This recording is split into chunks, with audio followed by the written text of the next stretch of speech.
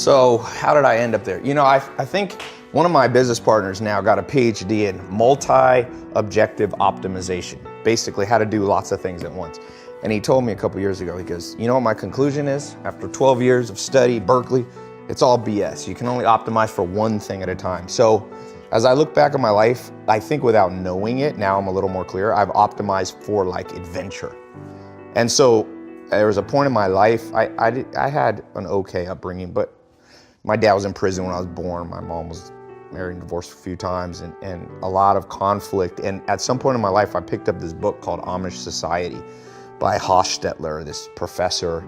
And I was fascinated. I was like, these people, these Amish people, have something that no one else in the United States and really the world has.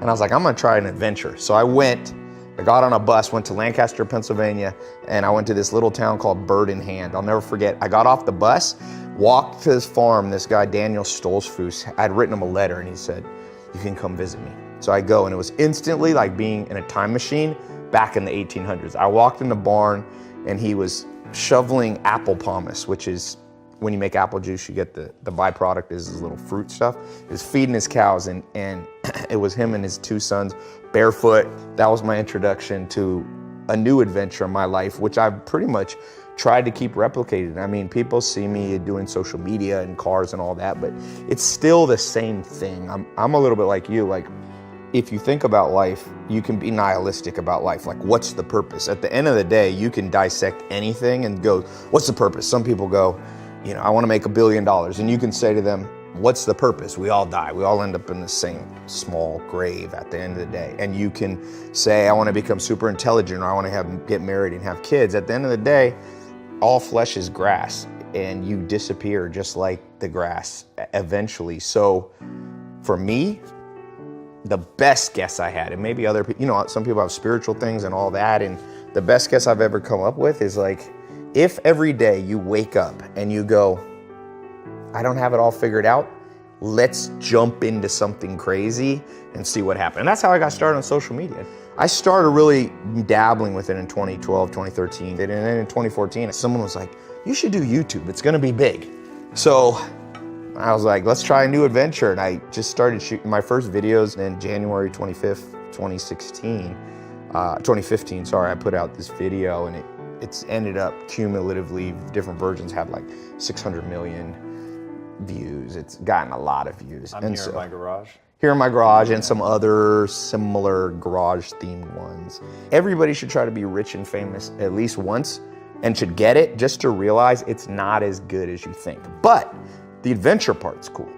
And also, when I say adventure, I also mean gaining insight into life. The biggest thing I've learned, if I could be 18 again, I wish somebody had told me, basically nobody knows what they're doing. Even the adults, you think, everybody's lost and the world's the blind leading the blind. So the ultimate adventure to me is not just like bungee jumping or something like that or going to the Amish. It's trying to get insight and see life as a puzzle.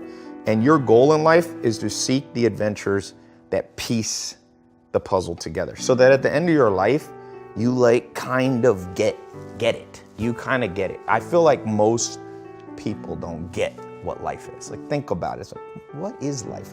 Why are we driven with some basic instincts? What's the purpose? I like evolutionary psychology. So all these things have kind of led me down this bizarre place, and here I am with you. All right, so I know that you actually have a definition of the good life around the 4 pillars. What are the 4 pillars and how does it play into everything? So yeah, I always say health, wealth, love, happiness, kind of in that order. If you're not healthy, you won't care about anything. So I figured health is the trump card. And then the reason I put money second over love, it doesn't mean you should try to get rich before love. If you look at Maslow's hierarchy of needs, a classic kind of way to be happy, there's 5 levels to Maslow. So the bottom one is physiological or physical needs have to be met.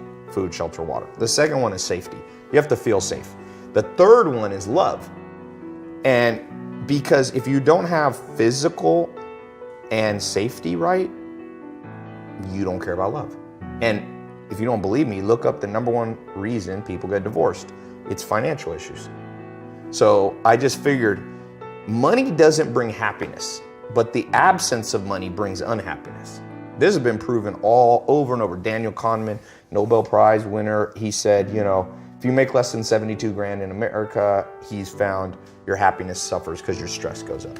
So I figure you don't have to be wealthy. When I say wealth, it doesn't necessarily mean like Forbes list. It means you have to have your physical needs met and you have to have a margin of safety, some money in the bank account. If every paycheck you're freaked out, your love life is going to suffer. And then the top two of Maslow's hierarchy of needs then become, respect. And then the last one, the highest pinnacle, is like a higher purpose, or people call it spiritual. So health, wealth, and then love. And then if you get those three, that's how you get happiness. Like happiness, there's so many books now about happiness. There's a good one called Happiness Hypothesis by Jonathan Haidt. But at the core thing, to me, happiness is like soup. It's like if you make chicken noodle soup, but you forget the chicken, it's not chicken noodle soup. If you forget to put the broth in, it's just chicken and noodles. If you forget the noodles. So that's what I mean. Like happiness is a compilation of a whole bunch of stuff you do right. So I think I haven't found a better way to think about it. Well, like I said, I don't optimize for the last one. I try to get the first three right. Steve Jobs said he didn't want to be the richest man in the graveyard. Do you want to be the richest man in the graveyard? I want to be the happiest man on the way to the graveyard. And some of that, you have to postpone pleasure. A good investor is somebody who postpones present pleasure for future gain. And you can do that. You work hard in the day. Some stuff's a pain in the butt. I built lots of businesses. I know what it is to be an entrepreneur. I'm saying I know that chess move, and what I'm telling you is 2 chess moves past that chess move. Optimizing your life for hustling and grinding is like optimizing your life around going pee. No, pee is something you have to do. It's not the goal. You don't go, woo! My goal is hit the toilet 7 times a day. No, but you have to do it to survive. So grinding and working hard and hustling is not what you optimize for. It's pain. Why would you optimize for pain? But it is a necessity. And if you look at an actual scientific explanation of what makes you successful, it is not just hard work. If that's true, construction workers would be the wealthiest people in the world. Waiters and busboys, they work harder than the owner. The most scientific psychometric personality test is called Hexaco. It's more accurate than Big Five, which used to be. It's much more accurate than Myers-Briggs, INFJ, ENTP, all that stuff. So Hexaco tests you on 26 facets of your personality. And one of them is called conscientiousness. And it's been proven over and over by scientists, conscientiousness is the most correlated with business success. Define conscientiousness. So then it divides into 4 sub-facets: organization, perfectionism, diligence, and prudence. So the real truth is hard work is 25% of the formula, because diligence is known in the common language as hard work, okay? So if you just think diligence alone will get you success, you're like a basketball player that thinks you'll play in the NBA because you can shoot free throws. You ever seen the best free throw shooters in the world? They're old 70-year-old men who shoot underhanded, but they don't play in the NBA because the NBA is not all about free throws. So NBA is scoring, defense, free throws maybe is one component, rebounding, assists, there's a lot of components. So the other 3 you have to get good at. So the first one is perfectionism. You have to know how to double check your work. It's that simple. It doesn't mean you're always a perfectionist, but it means when it's important, when you're a pilot of an airplane, double check before you go. If you get on a plane, you hear the pilots double checking, the co-pilot going, hydraulics. And the guy goes, hydraulics. And that's why planes don't crash. And it's called 6 Sigma. It's 3 defects per million. Your goal in business and in life on the important things is to make 3 mistakes per million transactions. And the only way you do that is by being a perfectionist in terms of double checking. So that's 25%. The next one is organization. I can't tell you how much better my life is, and anybody watching this will be, if you wake up every single day and you take 10 minutes. I have yellow notepads sitting all around my house. I got that from Bill Gates. Bill Gates built Microsoft at 17 by locking himself in a hotel room with 6 yellow notepads, and he wrote out the whole basic code for DOS and things that built Microsoft, okay? He became the richest man in the world 18 years straight because he was organized enough to lock himself in a room and think through his day. And so what I try to do, and whenever I do this, I have a great day. Whenever I don't, I notice it. Be organized a little bit, 10 minutes. I actually have this little couch thing outside of my shower, and I put a notepad by it. I take a shower when I wake up. I walk over to that, I kind of sit there, and I just write out, I mean, it can be as little as 3 main projects you want to get done that day. So organization is the other 25%. So now, and then you have diligence, which is hard work, hustle, and perseverance. But the last one is the kicker. And this is what I was talking about, the rewiring that has to happen. The last one is something called prudence. Scientists call this prudence. Prudence is the ability to make the right decision. And I can't tell you how many entrepreneurs and non-entrepreneurs, even me at times too, I'm not special, I'm lumping all of us in this. Because of our upbringing in society, our goal is, let's say our goal is like that camera right there. So let's assume that's north. So I have this compass in my brain, and my goal is to go right there. Let's say it's a mile away, so north. What happens if society, my upbringing in school, wired my compass exactly backwards? So I think, let's say I can't see that camera, but I know I want to go north. So I pull out my compass, and it points that way. So I just take off walking. And I do it in an organized fashion. I do it in a perfectionist manner. I'm perfecting my steps and my posture. I'm also working on, hard work and hustle. Keep walking towards your goal. Well, the truth is, if you go south when you should go north, you could have gone 1 mile, but the earth is about 24,000 miles in circumference. So you get to walk 24,000 miles and you'll come up on the backside and you will get your goal. That's most entrepreneurs. The average person takes 20 years to become a millionaire.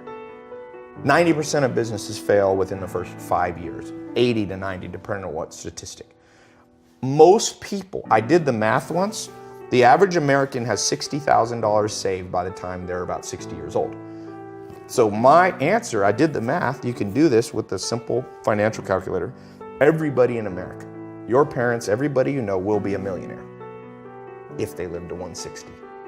At 160 years old, you take 60 grand at age 60 and you give it a decent return on investment, 8%, 10%, you'll be a millionaire at 160. But the problem is, the great philosopher, I think it was Aristotle or Socrates, said, the problem is art is long, but life is short. The art of living and getting to your objective is long, but it doesn't have to be. It's long if your compass is backwards.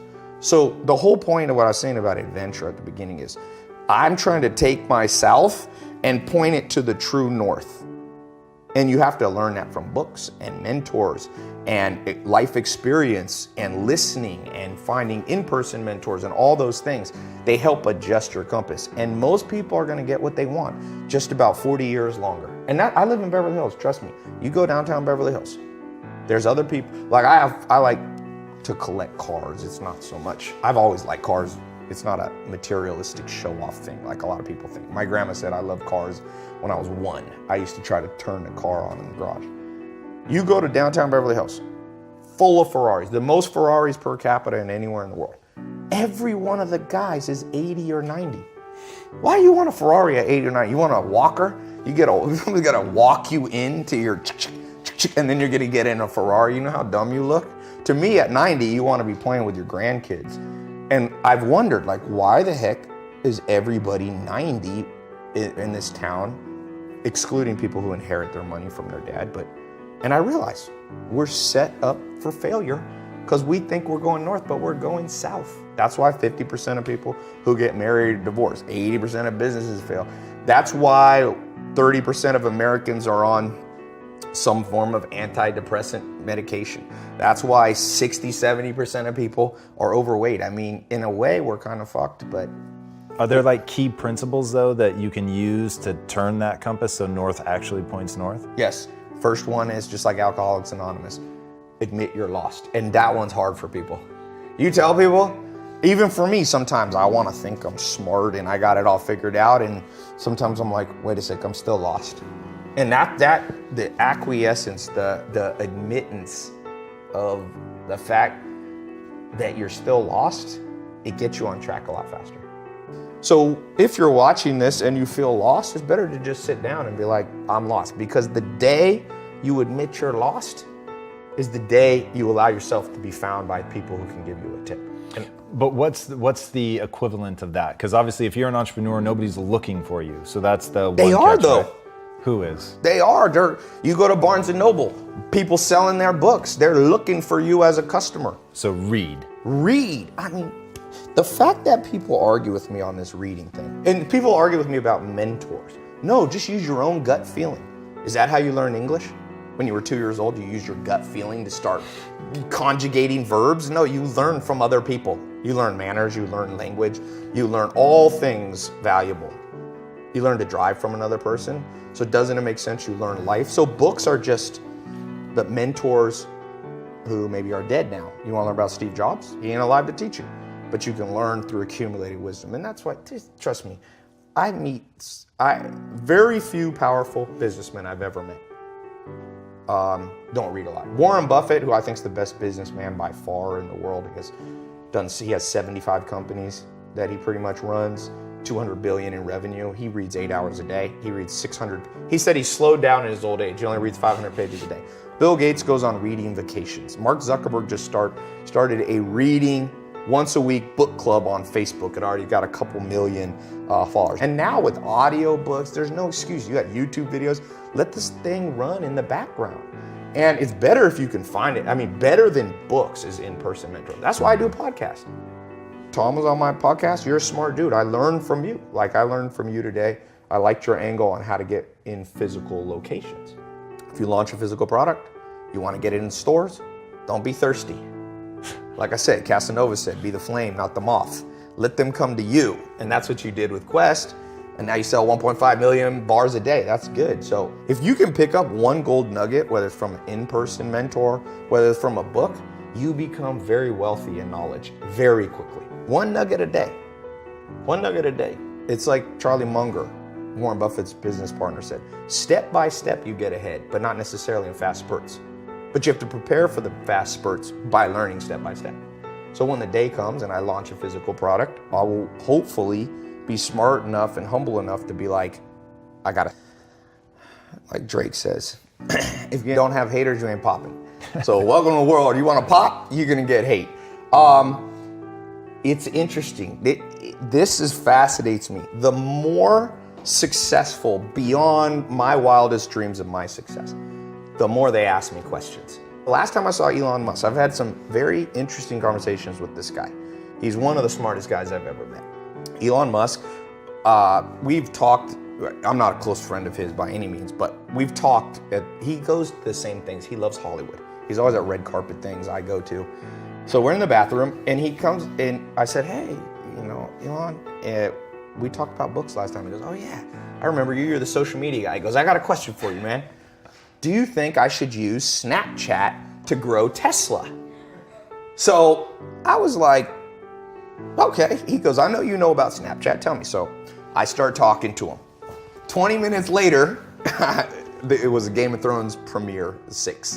And I go, what do you think? After I gave my long diatribe, he goes, I think you're wrong, but thank you. And then he walked off.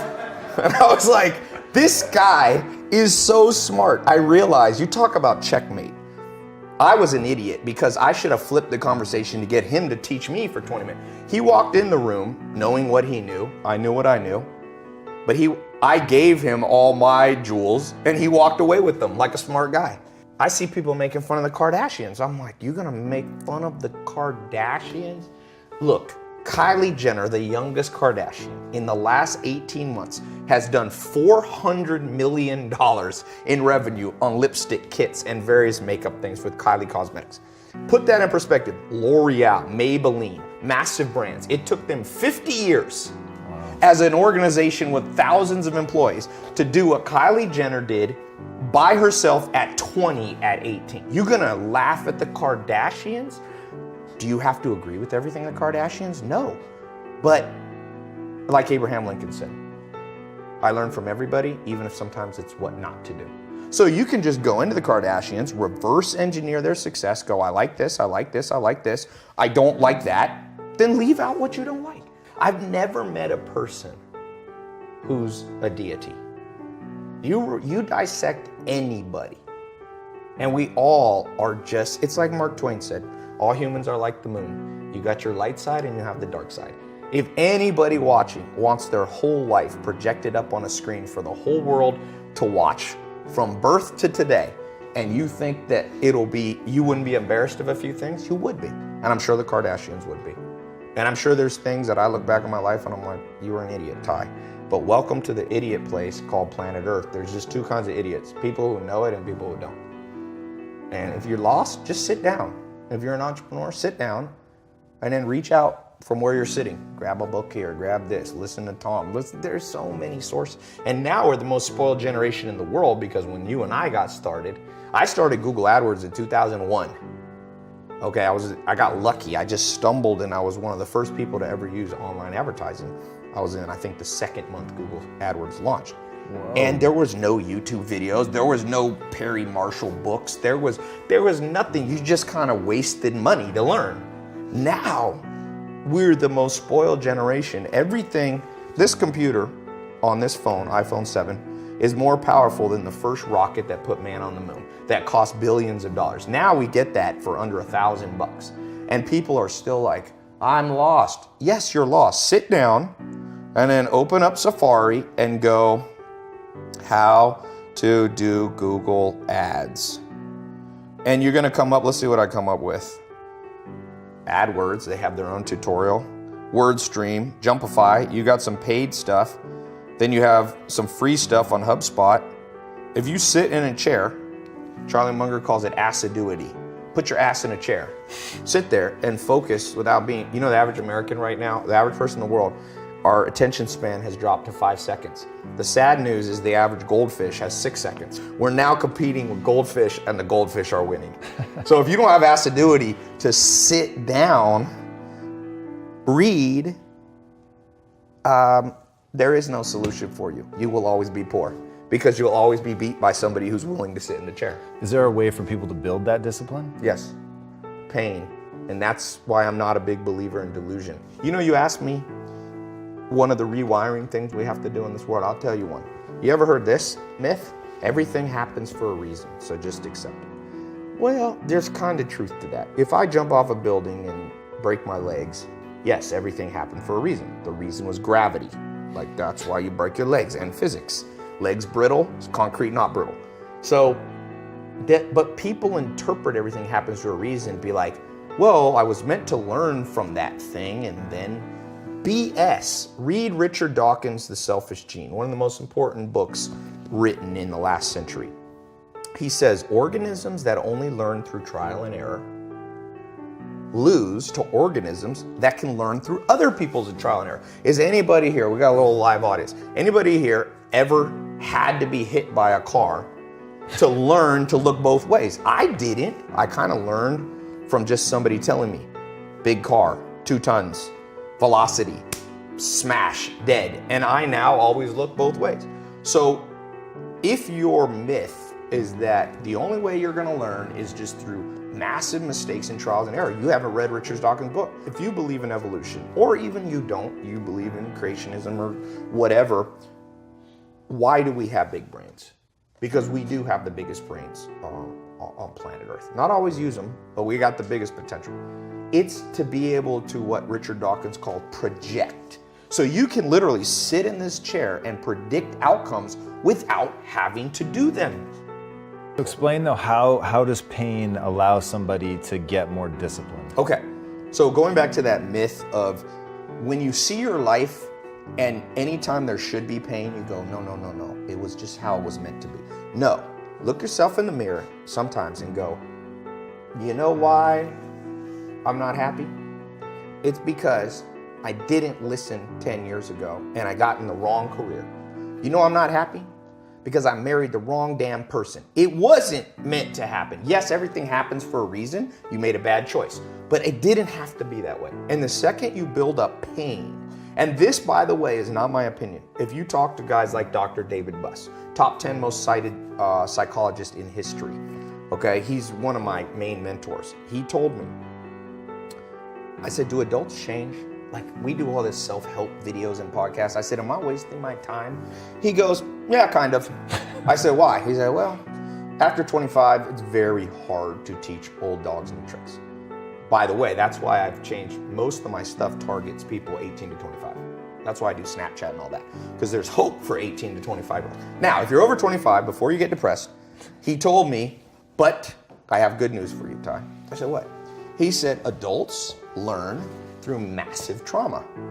So you will learn. You have to let in some trauma into your life. And that's rough, but no pain, no gain. Like if you are 100 pounds overweight and you want to be able to play basketball, here's my news for you. Everything happened for a reason. You got fat because you ate too much and you didn't exercise. So welcome to the gym. And the first year is going to be hell. But that pain, hopefully, will reprogram your brain that every time you want to eat that nasty thing, go, wait, I don't want to go through that pain again. So I think one of the myths of society is we won't let pain in. We just excuse it all away. Like, no, that was meant to happen. Oh, you wasted 20 years of life married to the wrong person in the wrong career? No, Tom, it was meant to happen. Where's the people who go, you fucked up, dude. You wasted 20 years and you will never get it back. You better go in your room and cry. And the truth is, you only learn as an adult. Unfortunately, most people can only change with massive trauma. And it was funny. I heard this from Dr. Buss a couple of years ago, and I was lucky enough to sit next to Kobe Bryant for the last 3 games of his career. Not the very last one, but the 3 ones. So I sat at the end of the Lakers bench right next to him. One of his players, I won't say who, was having a bad game. Free throws, they're lined up, the whole stadium's quiet. Kobe Bryant yells out at him, he goes, dude, you suck. And he wasn't joking, okay? It was shocking to me. No one could hear it unless you're right next. But Kobe turned to Meta World Peace, Ron Artest, who was sitting next to him, and he goes, this positive reinforcement thing is way overrated. People need to hear the truth. Ryan Kelly, he turned around and looked at Kobe, and I was so impressed. He said, I know. He literally sat down and said, yep, I'm lost this game. And I kid you not, the rest of the game, he excelled. He scored 10, 12 points off the bench after that. And I was like, see, this Kobe guy gets it. He's a winner. You can't always just bring pleasure and pat everybody. Oh, he didn't say, yo, Kelly, you're kind of not playing well, but it's all happening for a reason, buddy. Relax, no pressure. He just said, dude, you suck. It was like that. And I'm just going, okay, this is the real Kobe. So one of the things, I was talking about Dr. David Buss, there's this test called the dark triad test, which, again, anything important like this, nobody ever learned it in school because schools are too stupid to take real powerful science and apply it to life. But the dark triad is a worldview barometer for everybody watching. You can take it. There's different free dark triad tests online. It tests for 3 main traits, negative qualities: narcissism, Machiavellianism, and being psychotic. And I've personally tested thousands and thousands of people. It's the most accurate test. And what happens, narcissism, okay?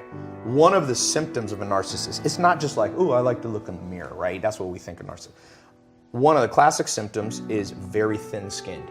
They're always offended. If you have a friend that anything you say constructively, they fall apart, it's almost always narcissism. Even if they're introverted, there's multiple forms. There's introverted narcissism, extroverted, exploitative, all these different sub-facets of narcissism. But we live in a society that's very narcissistic. You're told everybody is a winner. No, not everybody's a winner. That's like saying everybody's blonde. There's a definition of what blonde is. Blonde is like this yellowish hair. So you lose meaning when you start going, everybody's blonde. Well, everybody doesn't win. And the sooner you wake up to that biology is ruthless, man, then you get a little fear in you. And when you get a little fear in you, you start listening. Because if you're truly afraid, you listen. Let a little fear come in and drive you and motivate you. Now, when I was about, early 20s, I was in Mississippi with these 5 mentors, a guy, Alan Nation, Gary Townsend, Dr. Gordon Hazard, all these guys I really looked up to. They were 60 years old. And they were the people, like the only millionaires I'd ever met. I didn't grow up. I was born in Long Beach, Compton kind of area, and never was around anybody who would make $100,000 a year. So I meet these guys. They're like, come, we're going on a hunting trip in Mississippi. I go down there and, we're in these lodges, cabins, and then we're having hot dogs over the fire. And they start drinking a little bit. They were normally nice, kind of Southerners. And they kind of got me. They're like, so what do you want to do, man? And I was like, I want to be an entrepreneur. And they're like, oh, really? And they go, what does IRR mean? And I was like, I have no idea. It means Like, I didn't know that it meant internal rate of return, right?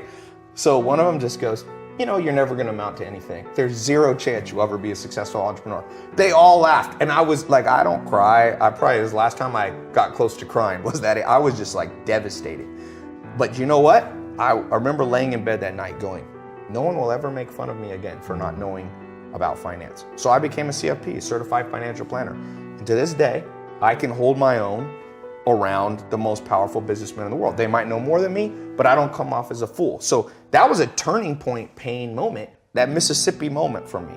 I've sought those out. And the one problem is the more successful you are, the less people that can say that to you that you'll respect them. But I'm always trying to fill my, that old cliche, never be the smartest person in the room and all that. I have a better way to say it. Be around people who make you uncomfortable at the ego level. When you feel uncomfortable in settings, that is when the learning, it's not just who's smarter, because sometimes smarter people don't help you. There's many forms of IQ, there's emotional, but get around someone where you're like, I kinda don't fit in. And because we're all narcissists because of society and Instagram and all this, and I'm guilty of that too, we don't like to be uncomfortable because a narcissist's story to themselves is, you're the best. And so your worldview is messed up. That's a wiring issue. Let me put it this way. I meet people who think they're smart, okay? What it really tells me is they've never been around actual smart people.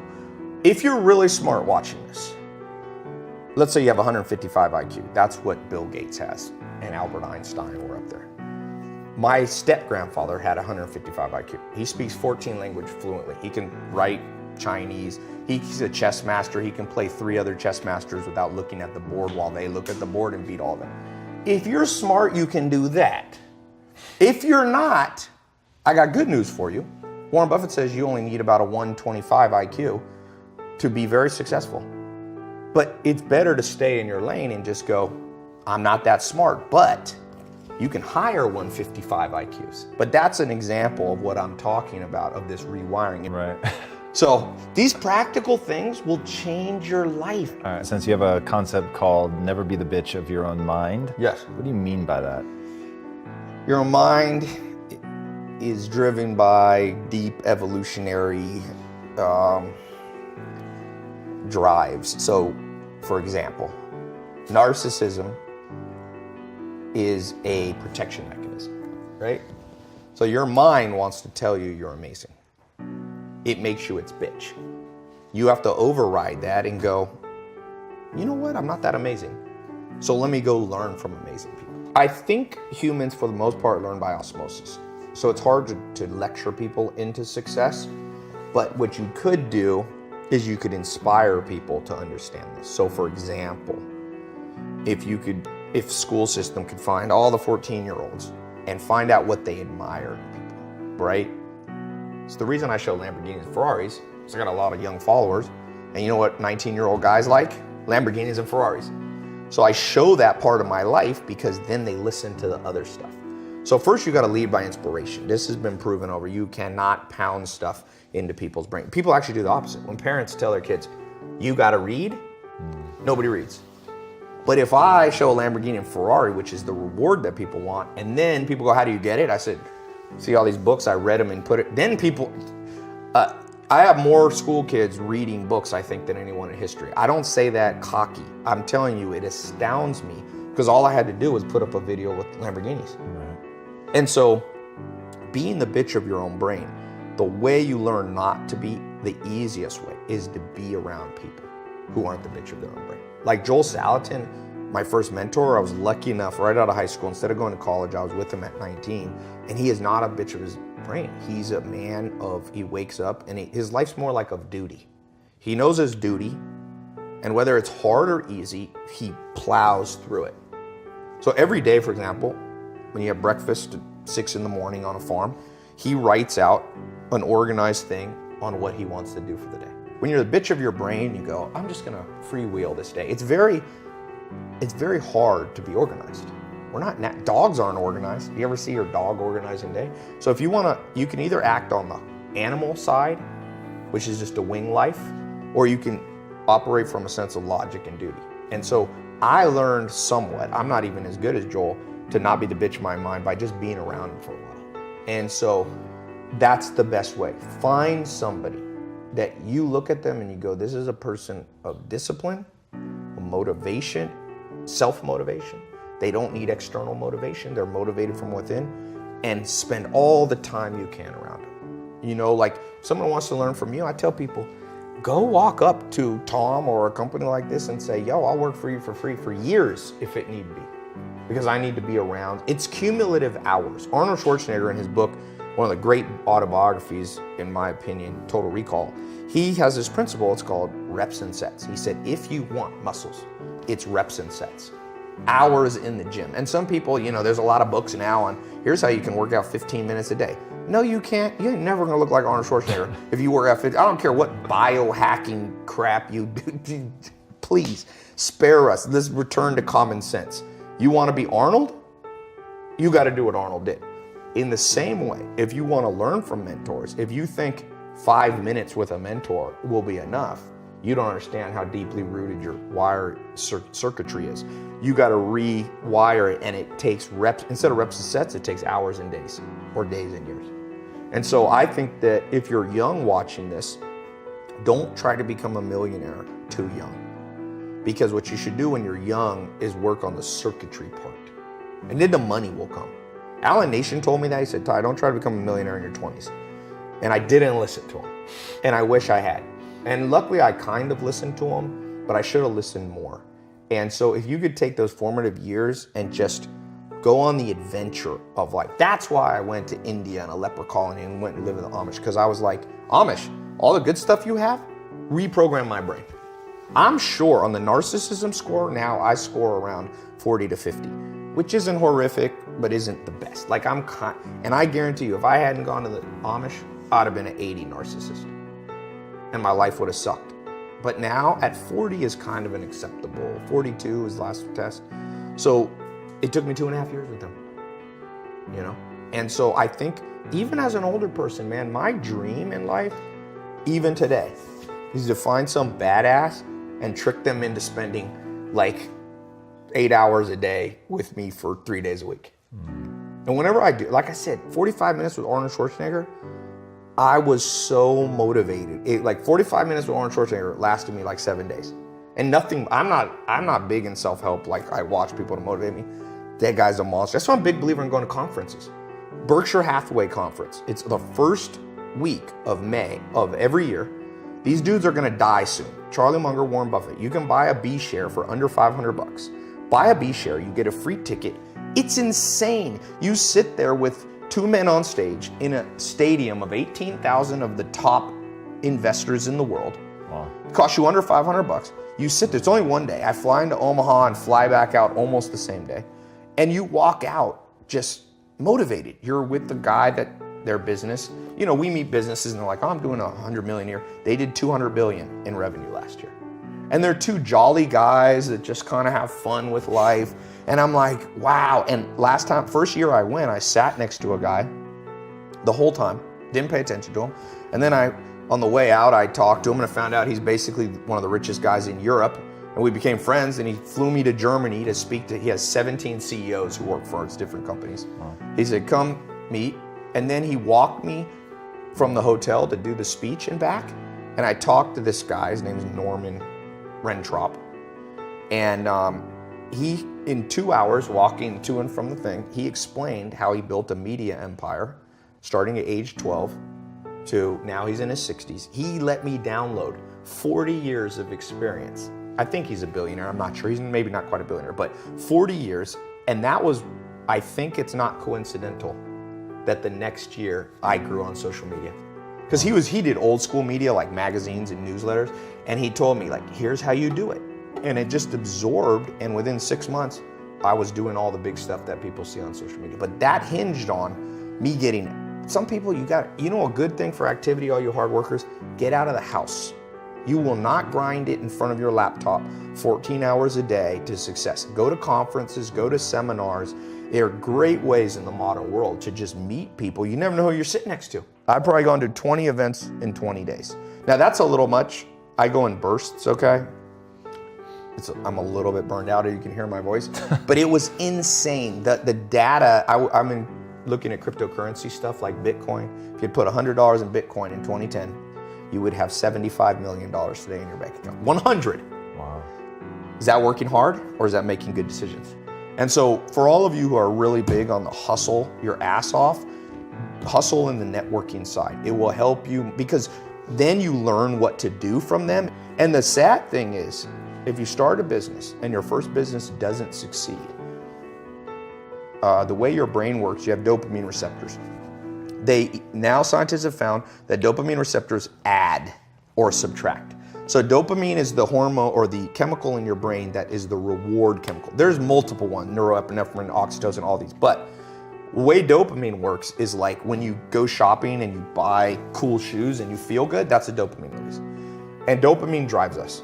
And what happens is when you fail, your body, they're like little hairs. They're not actually hairs, but we'll pretend they are in your brain. They fall off. You get less of them. And the penalty for having less dopamine receptors is you become less ambitious. When you succeed, you actually grow more. It's a new science showing this. So the point being, I'm not a believer in having people fail in their first business. Forget that. Build a small business that you're sure you can pull off. Even Dean Smith, maybe the greatest basketball coach, college coach, him and John Wooden, he said he was never a believer in setting goals. You ever heard the thing, shoot for the stars, because even if you only hit halfway, you go to the moon? He called BS on that. He said, make a realistic goal, hit it, and then make another one. You don't need, so I meet entrepreneurs who are like, Tai, I'm grinding away. I'm like, what are you doing? I'm building $1 billion business. A guy wrote me an email, dude, I'm building $1 billion business. So I wrote him back, there was an email, and I said, oh really, have you ever made a $100 million business? No. Have you ever made a $10 million business? No. This is our email chain. I should have screenshot. It's like, no. Have you ever made 100,000? No. And I said, so let me get this straight. You're kind of like the dude, there's a lot of stairs in front of you. There's like 20 stairs to the top. And you're gonna do the jump from 1 to 20. You know what happens with people who jump too many steps? You can skip maybe 2 or 3 steps, but one of my school teachers, Randy Thompson, when we were growing up, he tried to jump up some stairs and he was holding books and he tripped on the 3rd step and hit his nose on the concrete. And he says the most painful surgery known to mankind to basically unplug your nose from, he cracked all the bone up into his face. Oof. And that's what most entrepreneurs do. They go, no, Tai, I'm going from 0 to 1 billion. No, man. As Warren Buffett said, today's the World Series Game 7. The way to win a baseball game, it's safer to just hit base hits. And if you hit a lot of base hits, next thing you know, you hit a home run. And once you've done that a few times, you'll have so many dopamine receptors that you won't fail. And so I highly recommend if you're watching and you're too, by the way, narcissism is associated with overambition. There is such a thing as being too ambitious. There is such a thing as being too ambitious. What I always tell people, you can have massive vision. So one day your vision is, like one of my vision thing, I'd love to own a pro basketball team, okay? But it's not in my annual goal. So you have goals that are short term. They're one day. I like to set 1 day goals. Most of my goals are just 1 day, but I'll have a vision that's longer. So don't confuse vision and goals. It's a big mistake. And especially now that the science is out about dopamine receptors, you have this huge vision, you jump up 7 stairs, you trip, fall, hit your nose, and most people never come back. You know, win when you can, even if it's small wins. It's better for the brain. That makes a lot of sense. All right, before I ask my final question, where can these guys find you online? You can go to tailopez.com. You can do Instagram. It's my Snapchat if you want to see behind the scenes. It's all, I got at Tai Lopez at almost everything, both verified. Except I got a Facebook account, it's Tai Lopez Official. Perfect. All right, final question. What is the impact that you want to have on the world?